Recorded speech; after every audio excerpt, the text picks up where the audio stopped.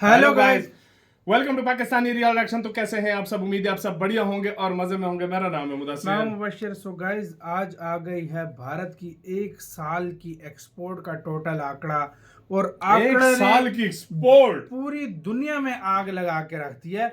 Last year Bharat की 600 कुछ थी कि मेरे ख्याल में, हमें याद है इतनी कुछ थी, 600 बिलियन डॉलर से ऊपर थी। नहीं, टोटल वो सर्विसेज को मिलाकर नहीं सर्विसेज हाँ यार, जितनी कुछ थी यार। हाँ। तो पहले देखते हैं इस साल के आंकड़े आपके साथ मिलके देखते हैं। कहा जा रहा है कि आग लगा दी है इन्होंने। तो काउंट करते हैं, रेडी वन एंड स्टार्ट। तो दोस्तों, जैसा कि आप जानते ही हैं कि दुनिया भर की वर्ल्ड मीडिया या फिर दुनिया भर की तमाम एजेंसियों की ये आदत है कि वो भारत और भारत की उपलब्धियों को हमेशा कम करके आंकते हैं। हाँ, इतना ही नहीं, भारत के भविष्य को भी कम करके आंका जाता है। जैसे कि हाल ही में आपने देखा कि पिछले कुछ सालों में IMF, वर्ल्ड बैंक और जितनी भी क्रेडिट रेटिंग एजेंसियां हैं, इन्होंने भारत की GDP का जो अनुमान दिया है, हर साल भारत ने उन्हें क्वार्टर्स के हिसाब से हराया है। यानी कि उन्होंने आने वाले साल की अर्थव्यवस्था को लेकर जो भविष्यवाणी करी, उस पूरे साल की प्रिडिक्शन में तो उनकी रिपोर्ट को हरा ही दिया, फेल कर दिया। लेकिन इन तमाम एजेंसियों ने जो भारत के क्वार्टर्स के आंकड़े दिए थे, यानी कि हर 3 महीनों में भारतीय अर्थव्यवस्था की क्या परफॉर्मेंस रहेगी, इसकी जो भविष्यवाणी करी थी, उसे भी गलत साबित किया और बहुत ही शानदार तरीके से सारे रिकॉर्ड तोड़ डाले। लेकिन आपको बता दूं कि एक बार फिर से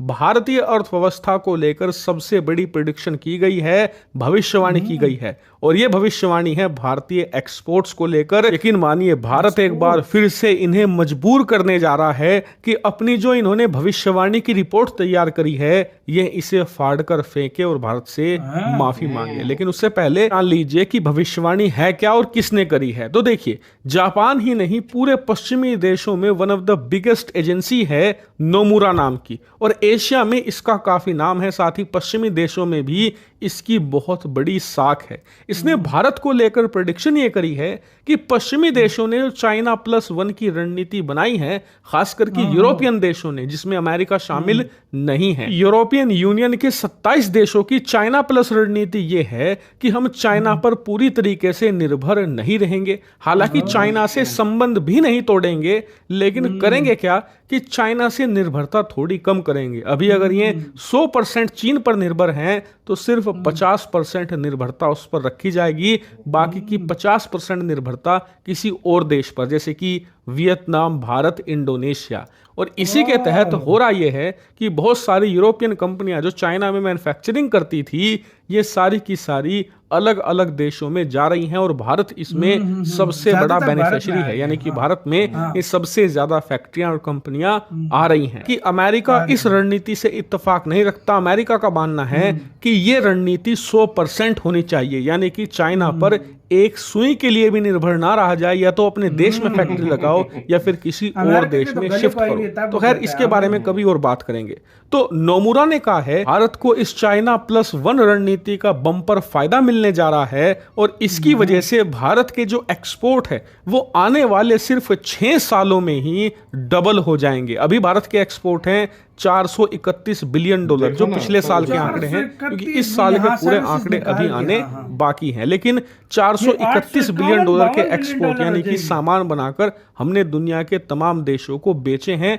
नोमुरा कहती है कि आने वाले 6.5 सालों में 2030 तक भारत के एक्सपोर्ट $835 बिलियन हो जाएंगे। अभी आपको सुंदर लगेगा, बहुत अच्छी बात है, भारत के एक्सपोर्ट डबल हो जाएंगे 6-6.5 सालों में। इससे अच्छी बात है क्या? लेकिन आपको बता दूं, ये अच्छी बात नहीं है, क्योंकि भारत का अनुमान है कि इस आंकड़े को हम 2027-28 तक छुएंगे, यानी कि सिर्फ 3-3.5 सालों में। और उसके बाद 2030 तक हमारा अनुमान है कि हम $1 ट्रिलियन से ज्यादा के एक्सपोर्ट करें। कि इस समय भारत की GDP है लगभग $3.8 ट्रिलियन, और भारत चाहता है कि 2030 तक हम $1 ट्रिलियन से भी ज्यादा के सामान बनाकर दुनिया के तमाम देशों को बेचना शुरू कर दें। और ये बहुत बड़ा टारगेट है, लेकिन बहुत आसान टारगेट भी है भारत के लिए। अगर भारत सही से पॉलिसी रिफॉर्म करता है तो इस टारगेट को आसानी से पा सकता है। इसीलिए इस नोमुरा की रिपोर्ट की बहुत ज्यादा आलोचना भी हो रही है, भारत में भी और विदेशों में भी,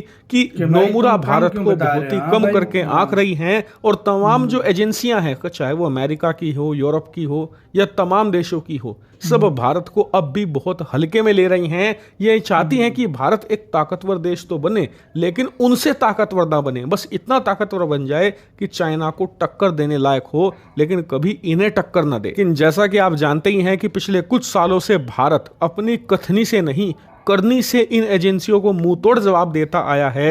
इस बार भी यही होगा और आप देखिएगा कि इसी साल 2024 में भारत एक्सपोर्ट के अपने ऑल टाइम हाई रिकॉर्ड को तोड़ने भी जा रहा है, यानी कि हमारा एक्सपोर्ट इतिहास में सर्वोच्चतम स्थान पर पहुंचने जा रहा है, जितना हमने अपने पूरे इतिहास में कभी नहीं किया।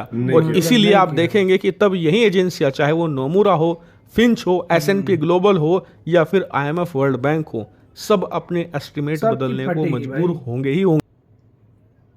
इसी के साथ यार वीडियो खत्म। तो भाई गोमोरा है, शमोरा है, जो भी है देगा भारत भारत यार देखो 2030 तक यार। वैसे मैंने एक बात नोटिस की है भाई, ये लोग भारत को बहुत कम आंकते हैं।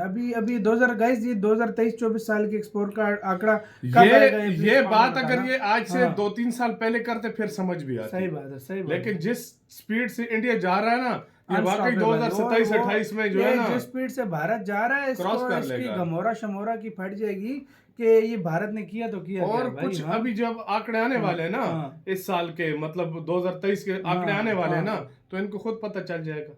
400 समथिंग था और सर्विसेज मिला के 450 था, 600 से मिला के 600 से ऊपर था।